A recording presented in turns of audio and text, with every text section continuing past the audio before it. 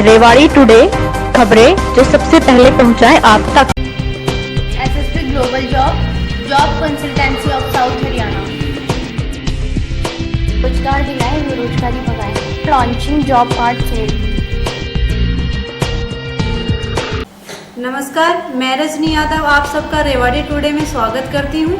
Rewari today में हम आज आपको मिलवाने जा रहे हैं उस होनहार शख्स से जिसने न केवल रेवाड़ी में बल्कि पूरे भारत में all India NEET super specialist प्रवेश परीक्षा 2020 में प्रथम स्थान प्राप्त किया है, जिसे डॉक्टरेट ऑफ मेडिसिन भी कहा जाता है। उन्होंने 400 में से 347 अंक प्राप्त किए हैं। उस शख्स का नाम डॉक्टर सुमित यादव जी हैं, जो लेक्चरर रतन यादव के पुत्र हैं।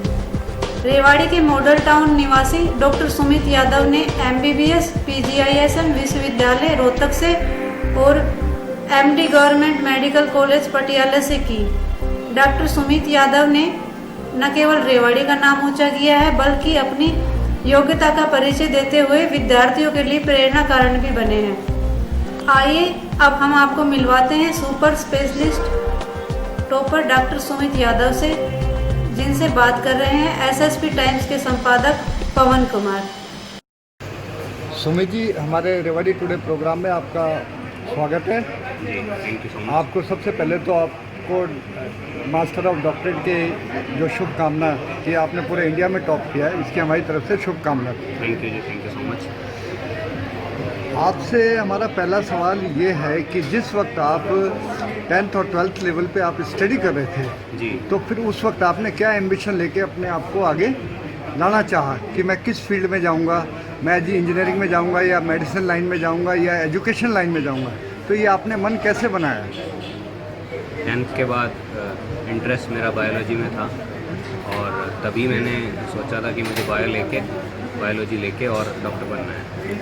और तभी फिर मैंने PMT का एग्ज़ाम दिया था, उसके थ्रू MBBS में मेरा सिलेक्शन हुआ था और फिर MBBS के बाद मैंने MD की, MD के बाद अभी ADM। आपकी जो फैमिली बैकग्राउंड है वो टोटली एक तरह से एजुकेशन फील्ड से रिलेटेड है। जी। जो यूथ पीढ़ी आ रही है, आपकी सिस्टर हैं वो डॉक्टर हैं, लेकिन जो बैकग्राउंड है वो टोटली एजुकेशन फील्ड से है, तो फिर एकदम चेंजेस कैसे आया? चेंजेस यही है कि एक तो बहुत ही ज़्यादा उनका सबका सपोर्ट था, पेरेंट्स का, एल्डर्स का, जितनी भी फैमिली है सबका बहुत ज़्यादा सपोर्ट था। उन्होंने बहुत ही सपोर्ट किया, बहुत ही सेक्रीफाइसेस किए छोटे बड़े, ताकि हमें एक बेटर प्रोफेशन में हम जा सकें और उस लेवल पे पहुंच सके जिस लेवल पे वो नहीं पहुंच पाई लाइफ में। अब 10th लेवल के बाद जब स्टूडेंट को चॉइस करना होता है कि वो मेडिकल लाइन में जाए या इंजीनियरिंग लाइन में जाए, जी, तो उस वक्त जो मेडिकल लाइन में जाना चाहेंगे जो स्टूडेंट्स, उनके लिए आप किस तरह की गाइडेंस देना चाहेंगे? गाइडेंस यही है कि सबसे पहले तो आप जो चूज़ करेंगे स्ट्रीम वो अपने पर्सनल इंटरेस्ट के हिसाब से होनी चाहिए, चाहे आप मेडिकल लाइन में जाना चाहते हैं, चाहे आप इंजीनियरिंग लाइन में जाना चाहते हैं। और फिर जिस भी स्ट्रीम में आप जाते हैं, जो भी ब्रांच आप चूज़ करते हैं, उसमें आप देखिए कि आपके पास क्या क्या आगे प्रोस्पेक्ट्स हैं और उसके लिए डिटर्मिनेशन के साथ आप काम कीजिए। क्योंकि मेडिकल नॉन मेडिकल हमारा मैट्रिक के बाद से स्टार्ट हो जाता है और +2 तक चलता है। +2 के बाद उसको हमने आगे एक तरह से अपनी फील्ड डिसाइड करनी होती है कि वो किस फील्ड में जाएं। तो अब जैसे टेस्ट के बारे में, NEET के बारे में, PMT के बारे में, PET के बारे में, आप उसके बारे में थोड़ी गाइडेंस देंगे कि +2 के बाद स्टूडेंट्स को क्या करना चाहिए? +2 के बाद यही है कि नीट का काफ़ी टफ एग्ज़ाम होता है, तो मेन तो ये है कि आपको एक डिटर्मिनेशन होना चाहिए और बहुत ही ज़्यादा हार्डवर्क की ज़रूरत होती है, एक प्रॉपर गाइडेंस, एक प्रॉपर चैनल के थ्रू। और हार्डवर्क के साथ साथ आपको स्मार्ट वर्क भी करना आना चाहिए, क्या चीज़ें आपको पढ़नी है, क्या चीज़ें। तो जैसे रशिया हो गया, कजाकिस्तान हो गया, यूक्रेन हो गया, तो वहाँ की जो मेडिकल लाइन की एजुकेशन है वो कंपैरेटिवली इंडिया से चीप पड़ती है, सस्ती पड़ती है, जबकि इंडिया में जो मेडिकल लाइन में है वो कास्ट काफ़ी हाई पहुँचती है। इसका कोई इस तरह का सोल्यूशन? इसका सोल्यूशन तो मुझे लगता है गवर्नमेंट बेस्ट दे सकती है।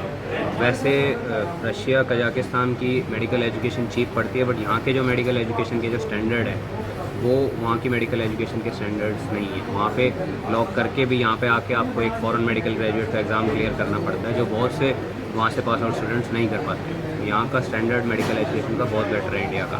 बाकी क्या किया जा सकता है इस बारे में, वो मुझे लगता है गवर्नमेंट ज़्यादा बेटर समझ। क्योंकि जो मैंने क्रेज़ देखा है कि वो क्रेज़ मतलब एक तरह से इंजीनियरिंग के प्रति लोगों को ज़्यादा, मेडिकल के प्रति थोड़ा सा टफ मानते हैं या स्कोप कम है, तो इस बारे में क्या कहना चाहिए कि मतलब स्टूडेंट को इस लाइन को किस तरीके से चूज़ करना चाहिए? देखिए वही है, इंटरेस्ट अगर आपका है इस फील्ड में तो स्कोप बहुत है। तो आप अगर इंटरेस्ट है तो आप यही ब्रांच चूज़ कीजिए। बाकी जिस भी फील्ड में आप जो भी अगर आप मेहनत से काम करते हैं तो स्कोप हर ब्रांच में बहुत ज़्यादा है। तो अपने पर्सनल इंटरेस्ट के हिसाब से आप काम कीजिए।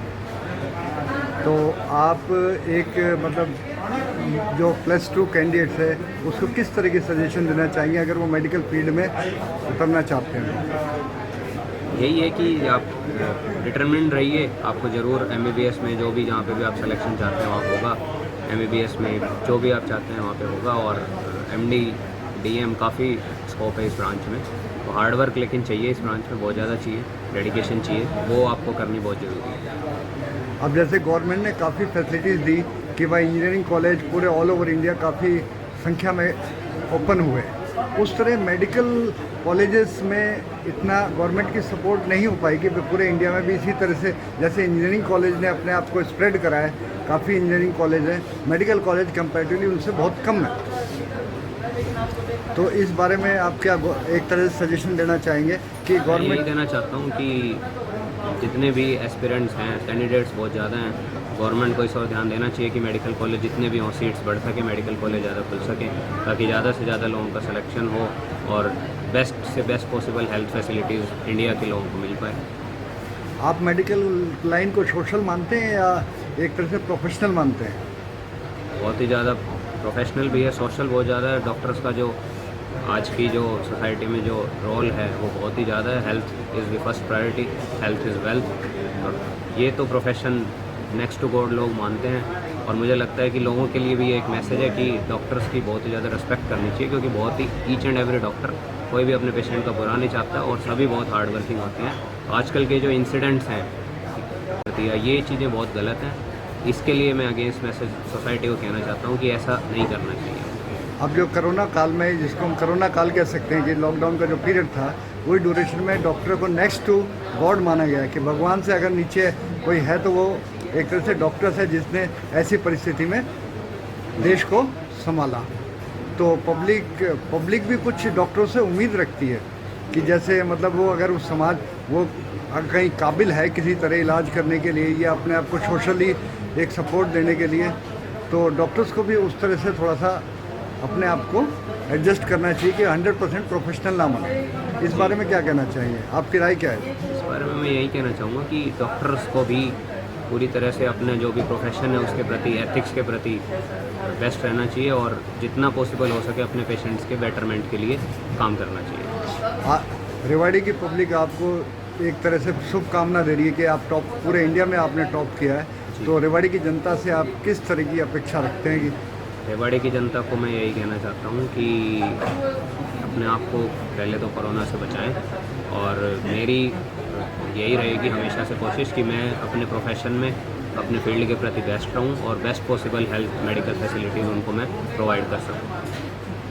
थैंक यू, हमारे प्रोग्राम में आने के लिए धन्यवाद। आप हमारे चैनल को लाइक, शेयर, सब्सक्राइब करना न भूलें। मिलते हैं अगले प्रोग्राम में, तब तक रजनी यादव का नमस्कार।